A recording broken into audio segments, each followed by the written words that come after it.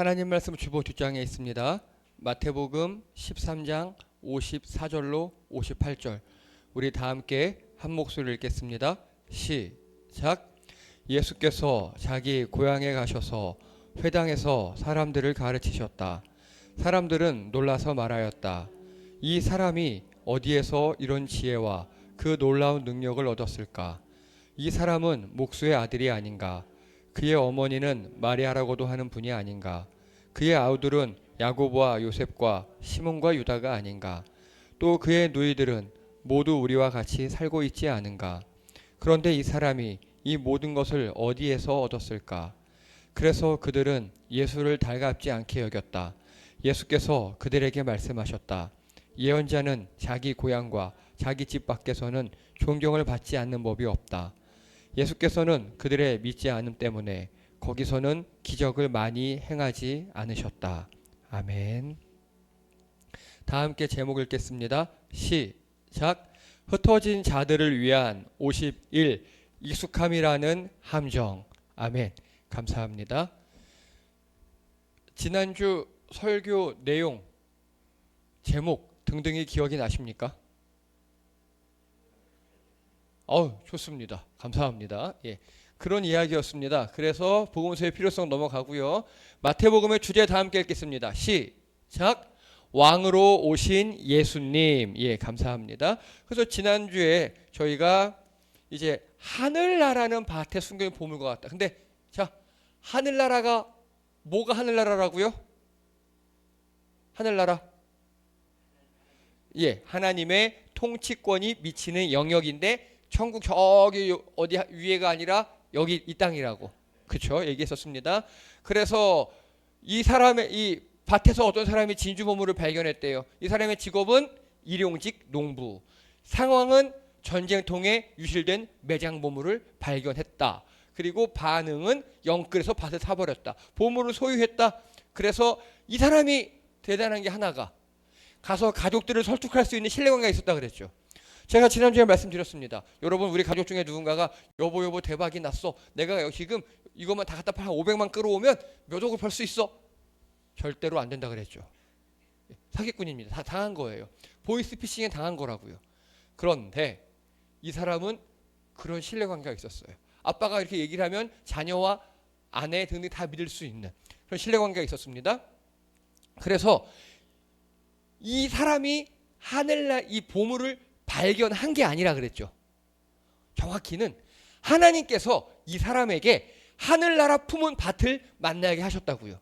근데 한 가지 또 말씀드렸습니다. 왜 보물을 밭에 숨긴다고요? 어떻게 밭에 보물이 있어요? 전쟁 때문이라고요. 이 나라는 전쟁이 많은 나라고 은행이 없으니까 보물을 밭에다 숨긴다 그랬죠. 그런데 밭에다 숨길 때 얕게 숨기겠습니까? 깊게 해야겠죠. 이 사람은 그 깊은 걸 발견한 사람이에요. 어떤 사람이에요? 성실한 사람이에요. 남의 일용직으로 남의 밭을 갈면서도 남의 밭을 깊게 갈아주는 그런 성실한 사람이었다고요. 즉 하나님께서 성실한 사람이 만나게 해놓으신 겁니다. 자, 그래서요, 그걸 얻기 위해 가치관 전체를 재경이라고 가지고 설득합니다. 딱 발견하니까 그 나라 법상 이거 보물 누구 거라고요? 땅 주인 거예요. 찾는 사람이 임자가 아니에요. 땅 주인 거예요. 그러면 이 사람은 보물을 가지려면 어떻게 해야 돼? 이제 땅을 사야 돼. 그래서 가서 내 가치관은 내가 하루 벌어서 10만 원 벌어서 우리 가족들하고 알콩달콩 먹고 한 2만 원 좀 저축하고 나중에 이걸로 애들 학교 보내고 그래야지, 그렇게 성실하게 살았는데 보물을 발견한 겁니다. 그 보물을 발견했을 때 가치관이 바뀌는 거, 그게 바로 우리가 하늘나라를 발견했을 때 할 행동이라고 말씀드렸습니다. 또 두 번째입니다. 하늘나라는 진주라 그랬어요. 아까 그 사람이에요. 이제 진주 전문가가 됐어요. 그래서 이 사람이 직업이 진주 상인이고요. 상황은 무더기 속에서 아주 귀한 진주를 발견했습니다. 반응은 영끌에서 진주를 사버립니다. 똑같은 것 같은데 하나가 다르다 그랬어요. 뭐가 다르죠? 뭐가 다를까요? 아까 밭에서 보물 발견한 사람하고 진주 무더기에서 오늘 진주를 발견한 사람하고 똑같은 것 같지만 결정적으로 하나가 다르다 그랬어요. 일단 또 가족들 설득했어요. 두 번째니까 쉽겠죠. 자, 그럼 뭐가 다를까? 아까 밭에서 보물을 발견한 사람은 이 사람 입장에서 어쨌든 우연이죠. 하나님께서 발견하도록 놔두셨지만 이 사람 입장에서 우연이에요. 그런데요, 이 값비싼 진주를 발견해내는 건 우연입니까? 아니죠. 뭐가 있었습니까? 하늘나라를 사모했어요. 처음 밭에서 진주는 보물은 우연히 발견한 겁니다. 본인의 성실함과 그런 것 때문에. 두 번째 진주는요, 이제 내가 진주에 대한 안목이 커졌어. 그래, 이 진주가 진짜 돈이 되는구나 하고 이 사람은 진주를 추구하기 시작해요. 진주만 찾아다니기 시작해요. 그래서 첫 번째 밭에서 보물을 발견한 사람은 의도가 없었어요. 이 사람 입장에서 우연이에요. 하나님께서 발견하게 주셨지만, 하지만 이 두 번째 이 경우는요, 가진 사람은 더 받아서 차고 남을 것이며 이 말씀에 응한 겁니다. 이 사람은 이미 보물의 맛을 봤어요. 그래서 더욱더 보물 쪽으로 달려가고 있는 겁니다. 여러분, 그래서요, 제가 늘 말씀드렸습니다. 하나님의 말씀에 순종하라 라고 전 말씀 안 하죠. 저는 뭐라고 말씀드리죠, 여러분께? 뭐 다른 교회 목사님들은 하나님 말씀에 순종하세요 이렇게 하잖아요. 노력하라? 저 정확하게. 네? 반응하라? 좋습니다. 그것도 좋고 성경적 가치관대로 살으라고 저는 말씀드려요. 근데 100% 가능하다고요? 안 된다고요. 어떻게 하라고요? 방향성이 중요하다고요. 방향성이요. 이 사람은 방향성을 가지고 있어요. 이제 이 사람은 진주구나. 진주의 맛을 본 거죠. 진주만 찾아다녀요. 그래서 하나님 나라는요, 한번 맛을 본 사람이 사모해야 합니다. 여러분, 우리 말로 할게요. 교회를 다닙니다. 처음에는 끌려와요. 어든지. 저희 교회 예를 들어도 기타 배우러 오셨고, 여자 때문에 왔고, 저. 뭐 등등등등, 누가 좋다 그래서 왔고, 맛있는 거 있다 그래서 왔고, 등등 여러 가지 이유로 옵니다. 정말 교회 처음 오는데 나는 진지하게 하나님을 알아보고 싶어요 라고 하는 사람은 이단에 가까워요. 저는 의심할 거예요. 그런 사람을 막 째려볼 것 같아요. 다 다른 이유로 와요. 그러다 다니다 보니까 조금 이해가 되는 것 같기도 하고, 은혜가 되는 것 같기도 하고, 막 감동이 되는 것 같기도 해요. 그게 바로 앉아있다 보니까 우연히 걸린 거예요. 첫 번째 케이스예요. 그게 첫 번째 사람. 밭을 매다가 깊게 있게 패다 보니까, 그러니까 우리말로 하면 엉덩이로 자리에 앉아있다 보니까 어느덧 찬양의 은혜가 되고 말씀도 들을만하고 그렇게 된 겁니다. 그럼 그 다음에 어떻게 된다고? 이 사람처럼? 진주상인처럼 이제 추구해야 돼요. 은혜를 추구해야 합니다. 이제부터는 그쪽으로 달려가셔야 돼요. 속도가 중요한 게 아니라 뭐가 중요하다고? 그렇죠. 방향이 중요합니다. 은혜로 방향을 정렬하셔야 돼요. 옛날에는 뭐 주일날 누가 놀자 그래요. 그럼 어떻게 합니까, 여러분? 그래, 갑니다. 근데 은혜를 맛보면서 조금씩 거시기해지기 시작해요. 왠지 안 될 것 같아. 왠지 안 될 것 같아. 온라인 예배, 왠지 안 될 것 같아. 예, 그렇게 점점 내 의지와 노력이 필요합니다. 이 진주상인처럼. 그러면 대박이 나는 겁니다. 이제 세 번째 비유입니다. 하늘나라는 이렇게 고기를 잡아서 좋은 고기, 나쁜 고기를 가르는 것 같다 그랬어요. 지금까지는 하늘나라를 추구하는 우리 성도들 입장이에요. 이제 그렇게 너희가 잘했는지 못했는지 예수님께서 이 석양 질 때쯤, 즉 최후의 심판 때쯤에 딱 자리 잡고 앉으셔서 쓸만한 고기네. 아이고 참 그렇게 어렵고 힘들고 몸 아픈데도 열심히 잘했네. 그래 얼른 와.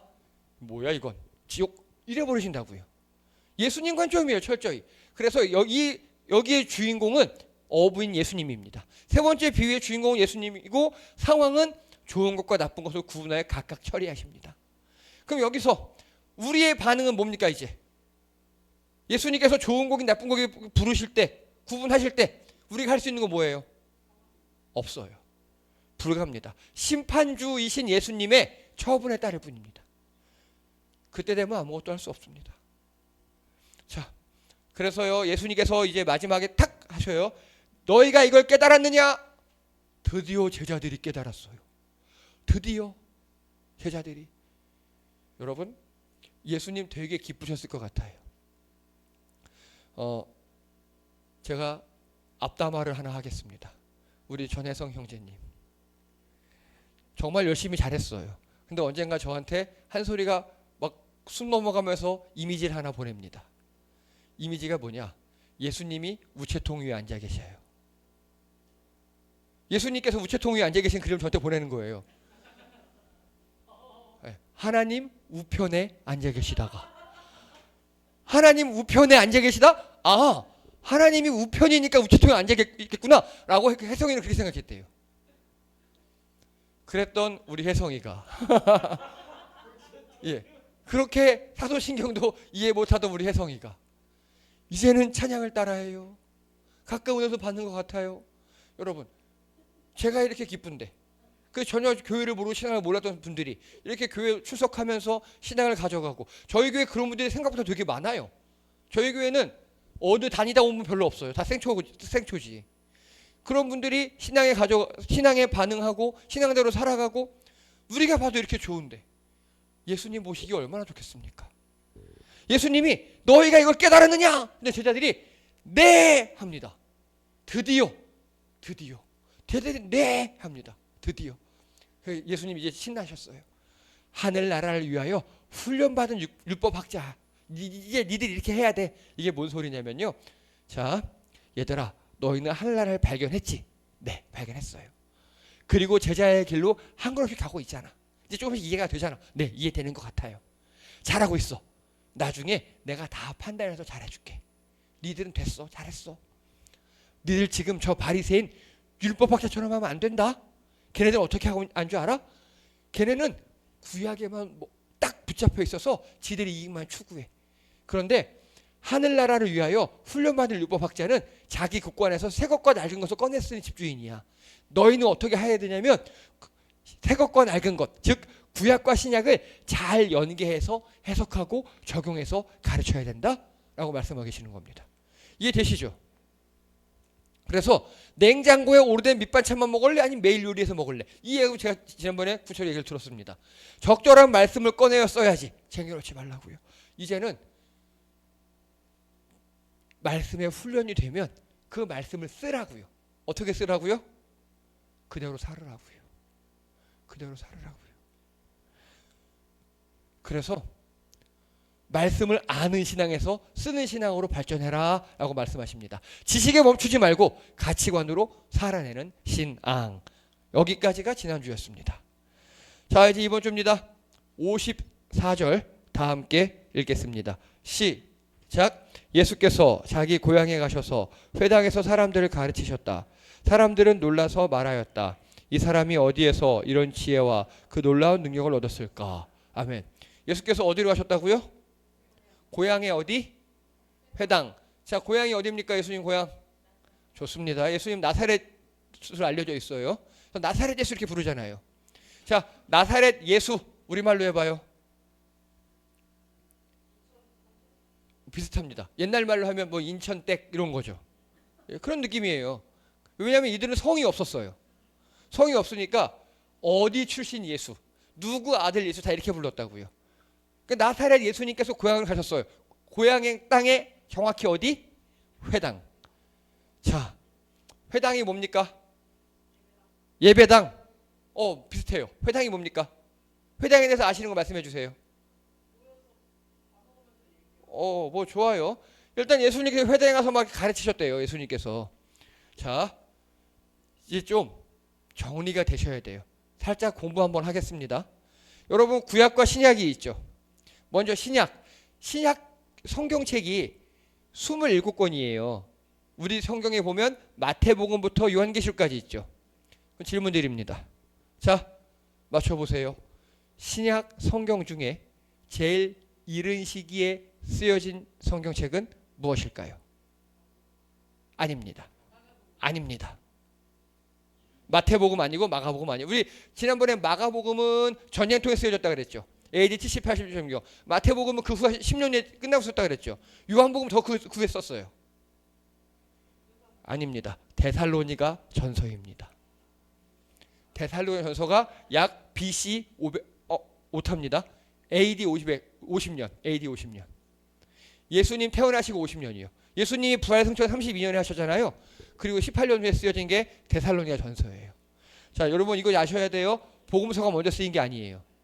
서신서들이 먼저 다 쓰이고, 아까 그랬잖아요. 서신서와 우리 옛날에 복음서의 필요성 할 때 서신서들이 다 부딪힌다 그랬죠. 상황에 때문에.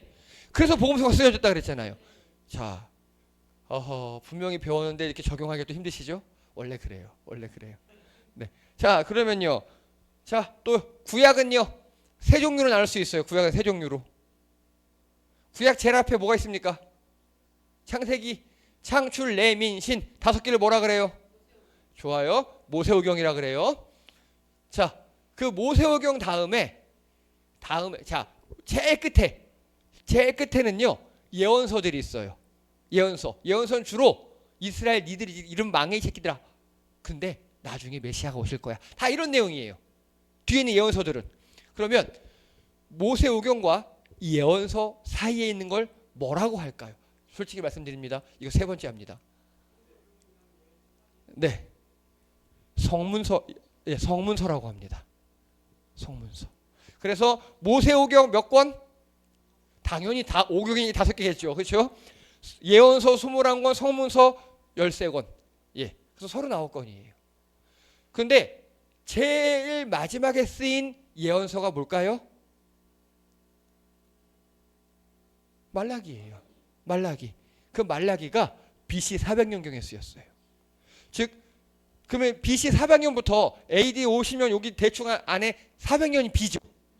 이거를 중간기 혹은 암흑기 이렇게 이야기합니다. 하나님 말씀이 아예 없어요.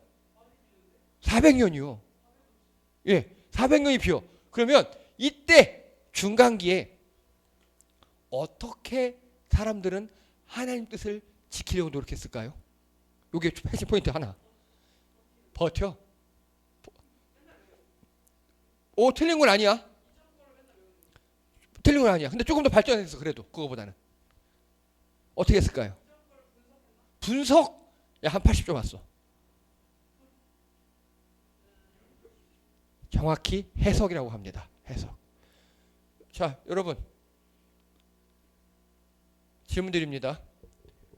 성경 말씀대로 살아야 한다. 좋아요. 그러면 예배 시간에 핸드폰 하면 돼요? 안 돼요가 성경책에 나옵니까? 안 나와요. 그럼 어떻게 해야 돼, 이거? 이거 해석해야 되겠죠. 예배 때는 웬만하면 하나님께 집중을 해야 되는 게 맞는데 그 정 급할 일 가족에 다쳤다는 그럴 때는 뭐 어쩔 수 뭐 이렇게 해석을 하는 거잖아요. 그 해석이 바로 이 중간기 때 시작됐다고요. 중간기 때. 그 해석을 전문 용어로 뭐라고 하냐? 미드라쉬라고 합니다. 미드라쉬. 주석서라 그래. 주석서. 그래서 구약에 있는 것들을 이 중간기 현실에 맞게 적용하는 겁니다. 이거 좋은 일이에요? 나쁜 일이에요? 무척 좋은 일입니다. 잘한 거예요. 이 해석을 지금 하는 사람이 저예요. 이해되시죠? 예, 이 현실에 맞게 말씀을 해석해서 설교하는 게 저예요. 이게 벌써 지금부터 2000년 전에 있었다고요. 그리고 이게 미드라쉬가 너무 어려우니까 이거를 생활 버전으로 쉽게 풀어 쓴 게 있어요. 그걸 바로 탈무드라고 합니다. 이제 좀 이해가 되시죠? 자, 죄송합니다. 이거 세 번째 합니다. 앞으로 한 3번 더 이해하실 것 같아요. 네. 네. 그래서 생활 법률 도덕 이런 걸 탈무드라 그래요. 자, 그러면요. 자, 이 구약은요. 성전 중심이었죠. 철저하게. 구약 시대는 철저하게 성전 중심에서 예루살렘에서 하나님께만 예배드렸어요. 그리고 이 중간기 때는 어디였습니까? 장소가 동굴. 되게 비슷한데 너 뭔가 컨셉은 있어. 근데 약간 부족해. 정확히 회당에서 했어요. 이때가 회당이 생긴 겁니다. 그래서 이 말라기 때까지는 회당이 없었어요. 근데 정확히 바벨론으로 끌려간 거예요. 포로로. 그래서 말씀드렸죠. 제가 지난번에 포로로 끌려가서 강가에 모이고 좀 큰 집에 모여서 성전이 없으니까 거기서 말씀 읽고 기도하고 찬양하고 서로 울고 막 그랬다고. 그래서 회당이 바벨론에서 생겼어요. 포로 귀환을 했어요. 70년 만에 돌아왔어요. 그러면 예루살렘, 이스라엘에 회당을 만들 필요가 있어요, 없어요? 성전이 있으니까 없죠. 근데 그 같이 모여서 하는 성경 읽는 게 너무 좋았던 거예요. 그래서 이때부터 포로 귀환한 다음부터 이제 성전과 회당이 공존합니다. 이해되시죠? 그리고 그 성전이, 그 회당이 전 세계로 퍼져나가요. 여러분, 유대인 디아스포라, 중국인 디아스포라를 뭐라고 하죠? 화교라고 하죠. 화교. 유대인도 전 세계에 모여 살았거든요. 그 지들끼리 모여서 거기서 회당을 만들기 시작했습니다. 왜요? 혼자 신앙생활이 그렇게 힘들어요. 그럼 여기서 이제 제일 중요한 거 질문. 신약 시대에는요, 구약에는 성전 중심, 중간기에는 회당에서 모여 공동체 중심, 신약에는 무슨 중심이요? 교회 중심입니다. 교회 중심이에요. 그러니까 한 소리 뭔가 있는데 약간 부족해. 느낌은 있어. 자, 그런데 이제 좀 슬픈 얘기요. 이 중간기 때 회당의 리더이며 구약을 해석해서 미드라쉬를 만들고 미드라쉬를 또 탈무드로 쉬운 언어로 번역했던 사람들이 있습니다. 그들을 뭐라고 할까요? 아니에요. 바로 바리새인이라고 합니다. 네. 이 사람들 좋은 사람이 나쁜 사람이에요. 되게 좋은 사람이었던 거예요. 별도죠. 제사장은 오직 성전에서만 있는 사람들이고, 이 바리새인들은 일반 우리 평민이야. 그때 말로 하면 평민인데 말씀 훈련 많이 받은 사람. 이후에 이 사람들이 랍비가 돼요. 자, 그래서 이 사람들은요, 우리 말로 하면 훈장 같은 사람이었어요. 과거에. 예, 공동체를 만들고 그들에게 말씀을 해설해주고. 이해되시죠? 바리새인들 좋은 놈이고 나쁜 놈입니까? 완전 좋은 분들이었어요. 근데 예수님 시대에 이들이 어떻게 됐죠? 그거예요. 변질됐어요. 예, 400년 전까지만 해도 적용하려고 애쓰고 노력하려고 애썼는데 변질됐어요. 여러분, 사람은 누구나 변질될 수 있어요. 누구나. 저도 제 자신을 많이 경계합니다. 그래서 이들이 변질되어서 예수님을 못 알아봐요. 말씀의 주인을. 이들이 회당에서 활약을 하면서도 예수님을 회당에서 시험을 해요. 우리 지금까지 그렇게 했었잖아요. 자, 이제 회당에 대해서 알아볼게요. 회당은 시나고게라고 읽어요. 그래서 사람이 모이는 집, 되게 간단해요. 우리말로 회당, 모일 회, 집당자예요, 그냥. 예. 그래서 바벨론 포로기 때 만들어졌습니다. 조건은 남자 가장 10명 이상이 모이면 회당을 하나 만들 수 있어요. 그리고 회당장은 3명으로 뽑아요. 3명이 같이 운영해요. 3명이. 집단 지도 체제예요. 그리고 기능은요, 예배, 교육, 교제, 집회, 숙소, 법정입니다. 저기 먼 곳에서 유대인이 놀러 왔어요. 우리 동네에. 그럼 어디 자냐? 우리 회당에서 자면 돼요. 이해되시죠? 네. 여러분, 실제로 저도 그래요. 저도 지방 내려가면 서울 가잖아요. 그리고 서울 주차장 되게 찾기 힘들잖아요. 저희 교단 마크 보면 들어갑니다. 우리 교회 그 교단 마크 있잖아요. 들어가요. 그럼 어떻게 오셨어요? 그러면 여기 목사님 후배예요. 맞아요. 100% 저 후배예요. 네. 그러면 이제 문 열어주죠. 그 목사님 잠깐 인사하고 차 좀 댈게요. 다 되더라 그래요. 예, 당연하죠. 네. 네. 이게 전 세계적으로 있었던 겁니다. 유대인들은. 그리고 회당 예배 순서, 찬양, 기도, 봉독, 해석, 축도. 지금은 똑같죠. 찬양, 기도, 봉독, 해석이 아니라 설교. 그렇죠? 이제 축도 똑같잖아, 우리랑. 그리고 이 회당장이 있죠. 회당장이 이 회당 예배 순서. 자, 애정쌤 이번 주 찬양인도 해주세요. 누구누구 이번 주 대표 기도입니다. 신청곡 주세요. 그거 제가 하잖아요. 회당장이 했어요, 이 당시에. 그리고 현재의 교회 모습의 원형입니다. 회당의 모습이 완전 우리랑 같아요. 그리고 드디어 회당에서 예수님 이후로 장애인들을 일부 허용하기 시작해요. 예수님 사건 이후로. 왜? 예수님 때 장애인을 많이 회당에서 살렸잖아요. 그래서. 자, 그리고요, 현재 우리 한국 장로교에서는요, 세례 교인이 15인 이상이어야 교회가 돼요. 15인 이상이어야. 15인 미만이면 기도처라 그래. 기도처. 네. 그래서 기도처는 자치 행정을 할 수 없어요. 노예에서 파견 나와서 노예가 그래서 다 해줘야 돼요. 근데 저희는 뭐 넉넉히 처음부터 넘었고 여기는 10인 이상이었죠. 그렇죠. 그리고 우리도 장로님 두 분을 뽑으면 저랑 같이 셋이서 당을 만들 수 있다고 제가 말씀드렸었죠. 그게 다 여기서 온 전통이에요. 회당에서. 그러니까 회당의 형식과 이런 모든 정신이 지금 교회로 이어집니다. 자, 이게 체코 프라하에 있는 1270년경에 건축된 회당입니다. 그냥 십자가만 있으면 그대로 교회죠. 거의 똑같아요. 자, 예루살렘 대회당입니다. 대회당이니까 이거 그냥 여기 앞에 십자가만 있으면 교회예요. 교회 모습이랑 똑같아요. 회당 모습이. 그렇죠? 왜냐하면 다 똑같거든요. 모든 순서가 이런 게. 즉 우리 교회가 회당 전통을 가지고 왔어요. 더 정확히 얘기할게요. 교회는 성전된 하나님의 성전된 우리 성도들이 모인 회당이에요. 성전 플러스 회당이라고요. 교회는. 이해가 되십니까? 네. 자, 그런데 그 회당에서 이제 예수님을 막 설교를 했어요. 자, 예수님이 설교를 했다는 건 누가 시켰다는 소리입니까? 오, 야, 또 좀 한다 너. 한 소리 좀 칩니다. 회당장 맞아요. 여러분, 이때 회당장이 어떻게 정하냐면요. 돌아가면서 설교 순서가 있어요. 나름대로. 그런데 갑자기 어디 멀리서 싹 와요.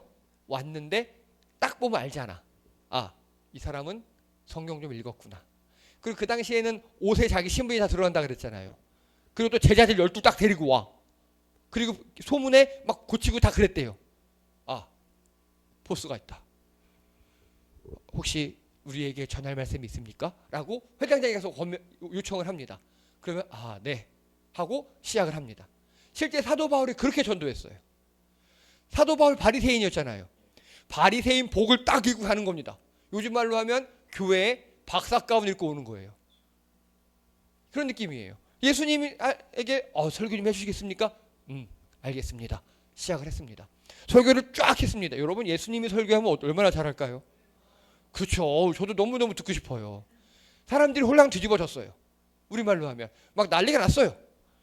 그런데 이 사람들의 궁금한 건 이거예요. 이 사람이 어디에서 이런 지혜와 그 놀라운 능력을 얻었을까? 자, 다시요. 여러분이 어느 날 설교를 들었어요. 근데 너무 은혜가 되고 막 가슴을 때리는 그런 설교였어요. 너무 좋았어. 막 눈물 콧물 다 빼고 막 결심하고 막 그러고 갔어요. 이게 정상이죠. 설교를 들었으면 감동하고 결단하는 게 정상이잖아요. 근데 이러고 있는 거예요. 아니 우리 목사님 저런 거 언제 배웠지? 어디서 배웠대? 우리 목사님 저런 거 어디서 배웠지? 이러고 있는 거예요. 이해가 되십니까? 지금 이들이 예수님의 놀라운 지혜와 능력을 인정을 하는데 말씀에 대한 반응이 그대로 살아야지가 아니라 저 예수 저거 어디서 배웠지? 그러고 있다고요. 현장 반응은 뜨거웠어요. 반응은 뜨거웠는데 우리 55절 56절 읽겠습니다. 시작. 이 사람은 목수의 아들이 아닌가? 그의 어머니는 마리아고로도 하는 분이 아닌가? 그의 아우들은 야고보와 요셉과 시몬과 유다가 아닌가? 또 그의 누이들은 모두 우리와 같이 살고 있지 않은가? 그런데 이 사람이 이 모든 것을 어디에서 얻었을까? 이것만 궁금한 겁니다. 이거 55절 56절은 우리말로 하면 뭡니까? 내가 어릴 때부터 알았어. 쟤 똑똑똑똑하고 12살 땐가 어디 가서 막 엄마 잊어버려서 엄마 막 기절했었고 근데 다시 왔고 뭐 좀 똘똘하고 뭐 율법 좀 알고 그랬는데 그 나무 목수였는데 쟤? 이러는 거예요. 예수님의 어린 시절을 같이 했다 보니까 예수님을 인정하지 못해요. 자, 그런데 여러분 이 55절 56절이 오늘날 신학을 하는 사람들에게는 정말 귀한 말씀이에요. 예수님의 가족상을 밝혀주고 있어요. 예, 형제 누구, 또 누이들 누구. 그래서요, 이들은 예수님에 대한 업데이트가 안 된 불행한 사람들입니다. 이해가 되십니까? 업데이트가 안 됐어요. 그래서 영적 확증 편향과 인지 부조화에 빠져 예수님을 배척합니다. 자, 예수님께서 이 전에 계속 결론처럼 하신 말씀이 뭐냐면 들을 귀 있는 자는 들으라 했습니다. 계속 반복하셨죠. 자, 그러면요, 이 사람들은 들을 귀가 있는 사람들입니까? 없는 사람들입니까? 없는 사람들이죠. 그러면 예수님께서 또 말씀하셨어요. 지난주 비유에 고기를 잡아서 좋은 고기 드리고 나쁜 고기 버린다 그랬죠. 이들은 좋은 고기입니까? 나쁜 고기입니까? 철저히 나쁜 고기겠죠. 이들은 되게 불행한 사람들이에요. 오히려 예수님을 몰랐던 게 더 좋았을 그런 사람들이에요. 여러분, 실제로 이런 케이스가 굉장히 많습니다. 신앙생활을 하다 보면요, 성경에 대해서 나름이에요. 나름 너무 잘 알아서 문제예요. 어디서 설교 많이 들어보고 신앙서적 좀 읽어보고 그게 문제예요. 유튜브로 들어보고 그게 문제예요. 그럼 어떻게 해야 됩니까? 그래서 보면요, 차라리 아예 모르는 백지 상태에서 신앙생활 하시는 분들이 더 체계적으로 예쁘게 크는 경우를 많이 봐요. 여러분, 새신자들이 저희 교회 오는 편이에요. 정착을 해요. 그러면 성경에서 알고 싶고 요 질문도 가끔 해요. 저 그게 너무 좋아요. 보면 우리 혜성이 궁금한 거 되게 많았어요. 이건 뭐예요? 막 물어봐요. 한 소리 통해서 막 물어봐요. 얼마나 기뻐요. 그런데 어설프게 아는 게 위험해요. 어설프게 아는 게. 다른 데서 신앙생활 많이 하신 분들, 좀 읽으신 분들, 그게 제일 위험해요. 그러면 어떻게 해야 되느냐? 내 눈으로 성경을 보셔야 돼요.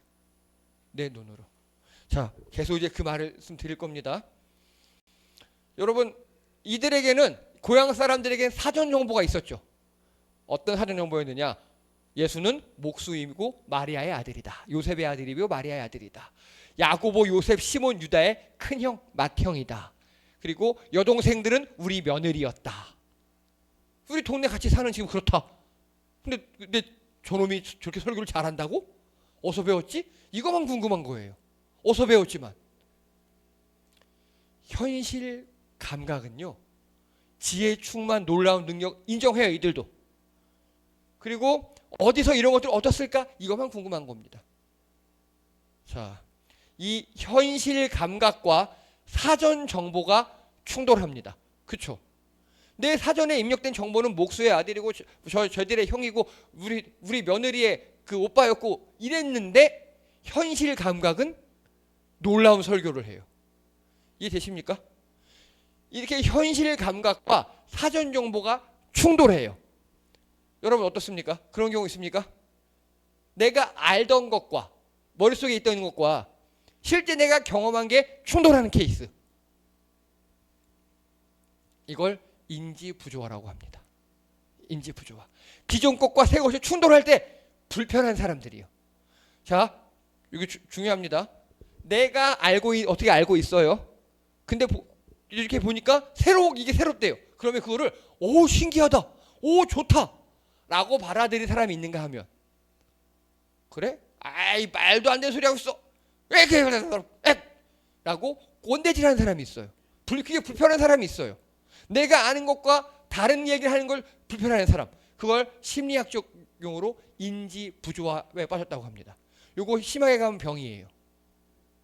그리고요, 또 확증 편향이라는 게 있습니다. 확증 편향은요, 기존의 믿음에 부합하는 정보만을 취합합니다. 예를 들어서 이 사람들 같은 경우 예수님의 기존의 정보가 뭐예요? 목수잖아요. 예수님이 막 설교를 해요. 근데 이 설교하는 단이 삐그덕거려요. 그래서 얼른 툭툭툭 고치더니 또 설교해요. 그러니까 그거 마치 목수잖아. 그것만 받아들이는 거예요. 설교 잘하는 거는 받아들이지 않아요. 여러분, 이거 유튜브 때문에 되게 위험하신 거 아시죠? 유튜브 알고리즘 때문에 확증 편향이 생겨요. 내가 좋아하는 것들만 나한테 보여주거든. 이게 다른 경험을 해봐야 되거든요. 여행도 많이 가보고 내가 싫어하는 사람하고 얘기도 해보고 내가 싫어하는 분들하고 좀 접촉도 해보고 먹기 싫어하는 거하고 또 먹어보기도 하고 내가 무서워하는 거 경험도 해보고 그래야 이런 심리학적 병리적 증상이 나타나지 않는데, 그러지 않고 내 편한 것만 하는 거예요. 나는 그냥 이 음식이 좋아, 맨날 그거만 먹어요. 그래서 이렇게 인지 부조화 확증 편향에 빠지면 정말 답이 없어요. 지금 이 사람들은요, 어떤 증상이냐? 내가 싫어하는 사람의 말은 옳아도 틀려요. 예수의 말은 아예 좀 저하긴 한데 목수의 말인데 뭐 이렇게 말고 넘어가요. 그 내용이 뭔지 중요하지 않아요. 그냥 그 사람이 말했으면 틀린 거예요. 그리고 내 신앙 방식과 다르면 틀린 거예요. 에이, 쟤는 뭐 기도를 저렇게 이상한 소리 내면서 해. 틀렸어. 에이, 쟤는 뭐 찬양을 저렇게 틀렸어. 에이, 말씀을 뭐 저렇게 경박하기 전에 틀렸어. 다른 거 틀리면 구분 못해요. 그리고 오래 알던 사람의 변화를 인정하지 못해요. 에이, 애녀쌤이 요리 잘한다고? 난 먹어봐야 믿어. 이렇게. 차라리 먹어보고 믿으면 낫지. 먹어보지도 않아. 그래서 오래 알던 사람의 변화를 인정 못하는 그런 사람들이 많아요. 그리고요, 성경 말씀보다 내 경험을 더 기준으로 삼습니다. 그리고 예수님도 내가 기대한 모습이어야만 믿어요. 무슨 제자고 무슨 가치관입니까? 그냥 위로하고 감동이면 되지. 저는 극혐합니다. 위로 감동도 필요해요. 하지만 예수님은 우리를 제자로 부르셨어요. 자, 그래서요, 들을 귀 있는 자들은 들어라 라고 예수님께서 말씀하셨죠. 이들은 어떤 사람들입니까? 고향 사람들이요. 들을 귀 없는 사람은 좋은 표현이고요. 귓구녕이 막힌 사람들이에요. 귓구녕이 막힌 사람들이에요. 영적 귓구녕이 콱 막혀 있어요. 예수님이 어린 시절을 알았다는 이유 하나로. 사전 정보가 연륜이 되도록 영적 수용성이 있어야 되는데, 자, 이럴 수 있잖아요. 어릴 때 예수님을 알았어요. 맞아. 얘가 생각해 보니까 얘 태어날 때 태몽이 천사였대. 천사가 와서 하나님의 자녀를 뵀다 그랬대. 그리고 12살 때, 야, 12살 때 예루살렘 성전 가서 율법교사들하고 막 토론해서 얘가 다 이겼다니까? 맞아, 그랬구나. 이렇게 사전 정보가 경륜이 될 수 있죠. 깊은 연륜이 될 수 있잖아요. 그런데 이 동네 사람들은요, 그 수용성이 없는 거예요. 그래서 꼰대가 된 겁니다. 여러분, 경험이 많은 게 나쁜 게 아니잖아요. 그 깊은 경험으로 새로운 것들을 받아들여서 우리 옛말에 온고지신, 옛 것을 익혀 새롭게 한다. 새로운 것을 안다. 얼마나 좋아요. 예수님이 지난주에 말씀하셨죠. 옛 것과 새 것을 꺼내 쓰는 사람이 되어야 한다고. 근데 이 사람들은요, 바리새인처럼 옛 것에 매몰되어 있는 영적 꼰대들, 귓구녕이 막힌 사람들. 자, 여러분, 이 그림 뭔지 아십니까? 한 여성분이 차에서 책을 보고 있죠. 그럼 차에서 책을 보고 있으면 여러분 어떻습니까? 차에서 책 보고 스마트폰 보시면 그거죠. 멀미를 나타내는 겁니다. 여러분, 멀미가 왜 일어나는 줄 아십니까? 멀미가 의학적으로 시각 정보와 내 감각 정보가 달라서 그래요. 이해가 되세요? 차에서 핸드폰을 봐요, 책을 봐요. 시각 정보를 보면 어때요? 별로 안 흔들리죠. 내가 나랑 같이 흔들리니까 고정돼 있어요, 분명히. 근데 내 몸은 어때요? 심하게 흔들리죠. 내 귀에 있는 정전기에서 느끼는 감각은 나는 흔들려야 돼요. 근데 시각은 흔들리지 않아요. 그러면 멀미가 일어납니다. 그래서 창밖을 보든가 눈을 감든가 두 가지예요. 멀미를 안 하는 요령은. 그래서 여기 한 가지 질문이 생기죠. 그러면 시각 정보가 차단된 눈 감으면 멀미 덜 한다 그러니까 시각장애인 분들은 어떨까요? 마침 우리 교회 많이 계시잖아요. 제가 그래서 일일이 다 전화를 여쭤봤습니다. 자, 이게 뭐냐면 motion sickness and visual impairment. 자, 간단하게 멀미와 시각장애라는 논문이에요. 네. 그래서 340명의 시각장애인을 대상으로 조사를 했대요. 그런데 완전 시각장애인은요, 그렇지 않은 사람보다 멀미할 확률이 50% 이상 낮답니다. 물론 멀미를 하긴 한대요. 우리 감각기관이 있으니까. 그런데 시각장애가 있으신 분들은 멀미를 일반 사람들보다 50% 적게 한답니다. 자, 그래서요, 지금 이 사람들 있죠, 고향 사람들. 이 고향 사람들은 영적인 멀미를 하고 있는 거예요. 고향 사람들은 예수님을 어떻게 알고 있어요? 목수, 옛날에 우리 동네에 청년, 결혼도 안 하고 엄마 속 썩이는 놈, 그렇게 알고 있잖아요. 그런데 지금 그 사전지식이고 현실적 감각은 어떻게 받아들이고 있어요? 예수님을. 오, 왜 이렇게 말씀 잘해? 이 능력이 뭐야? 이 지혜 뭐야? 충돌이 일어나고 있죠. 영적 멀미를 하고 있는 겁니다. 지금. 그럼 다시요. 제가 아까 말씀드렸죠. 멀미를 하려면 어떻게 해야 된다고요? 멀미를 안 하려면 키 밑에 붙여요? 예, 눈을 감든가 멀리 보든가. 근데 그래도 멀미를 하긴 해요. 흔들리니까. 그래도 제일 좋은 건 멀리 보기, 눈 감기 이걸 합니다. 왜냐하면 흔들리는 차에서 내릴 수는 없잖아요. 내리는 게 제일 좋긴 한데. 그러면요, 이 사람들이 이 영적 멀미에서 해결되려면 어떻게 해야 될까요? 고향 사람들이. 정답입니다. 블라인드 테스트를 말씀을 들어야 돼요. 네, 예수인 줄 모르고 들으면 아마 큰 은혜 받고 다 울고 막 아멘 아멘 그랬을 겁니다. 근데 예수이기 때문에 은혜를 못 받은 겁니다. 이해되시죠? 그래서 여러분 이건 시험에 나옵니다. 적어두세요. 대상에서 나오는 지식. 신학교 다니는 내내 들었던 말입니다. 저희가. 이게 뭔 소리냐? 여러분 신학생들이 막 신학교 와요. 그러면 이 세상을 다 뒤집어 버릴 다 용사들이 되어서 와요. 신학에 가면 큰 결단으로 가는 거예요. 이 세상을 말씀으로 쳐서 다 뒤집어 버릴 그런 사람들 와요. 근데 막상 와서 배우는 건 니네 다 잊어버려요. 이게 뭔 소리냐? 신학생들 정도가 되려면 그래도 교회에서 나름대로 끝발 날리던 사람들이 올 거 아니에요. 그렇죠? 그러니까 그걸 다 잊어버리라는 거예요. 네가 교회에서 어떻게 배웠든 그건 목사의 설교를 들은 거잖아.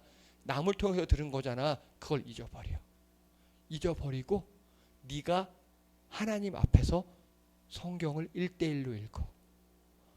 그래서 이 대상이 뭐냐면 바로 성경이에요. 성경을 통해서 하나님이 하시는 말씀을 들은 게 진짜고, 누구를 통해서 들은 건 그거는 한번 해설된 거니까, 해석된 거니까.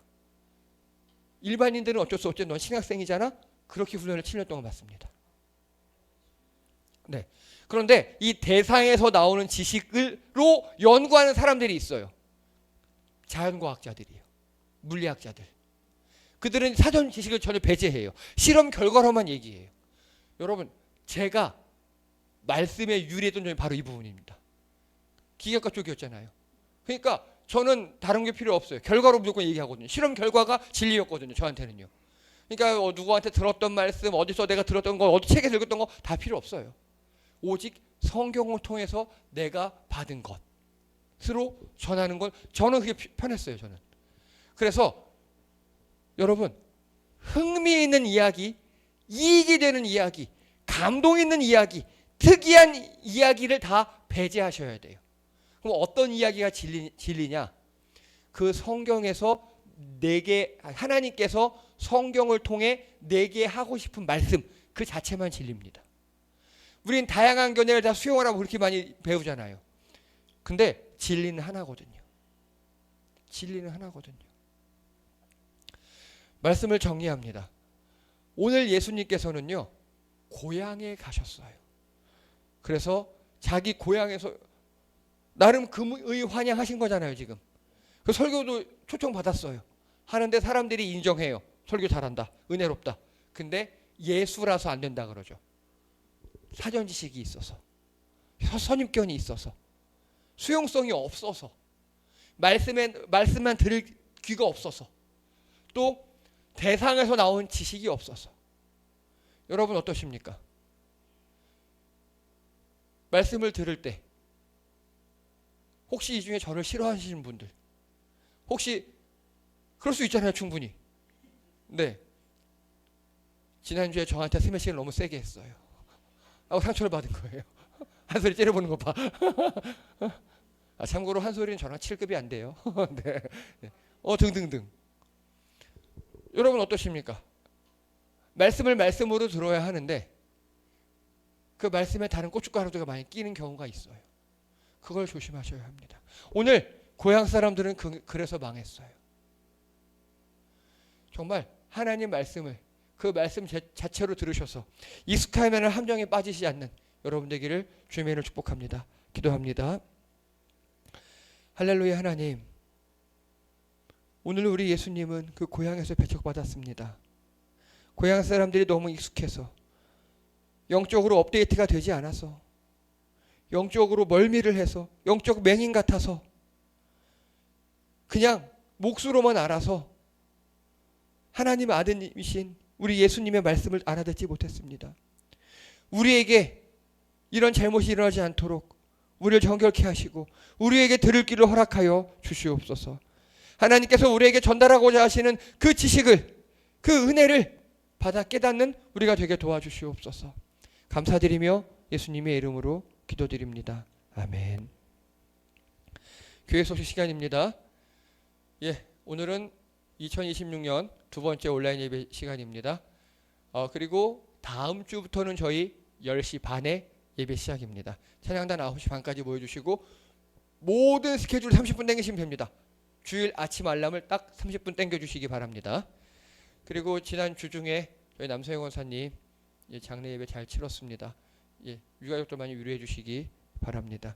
그리고 5월 17일 저희 중고 나눔 장터 있습니다. 우리 혜성이가 정말 멋지게 역시 배운 사람답게 포스터를 만들었습니다. 여기저기 많이 뿌려주시기 바랍니다. 제가 광고 드린 대로 이번 모든 수익금은 우리 최선아 집사님, 둘째 우진이를 위해 사용될 수 있도록 하겠습니다. 그리고 그 다음 주 5월 26일 화요일 우리 은수가 군인이 됩니다. 기도 많이 해주십시오. 너무 가슴이 아파요 진짜. 그래서 5월 24일 날 주일날 청년들끼리 점심에 회식을 한답니다. 여기서 청년이라 하면 애정쌤 이하입니다. 애정쌤 이하예요. 이하. 껴줄게. 그래서 그날 청년들끼리 나가서 은수 군대 가는 고별 식사를 하도록 하겠습니다. 그리고 그 다음 주 토요일 날 혜성이와 한솔이가 청년부 탈퇴합니다. 언니도 저러고 있는데 결혼을 한답니다. 네. 많이 축하해 주시고 또 언제 어떻게 모여서 갈지 다시 한번 또 말씀드리도록 하겠습니다. 이상입니다.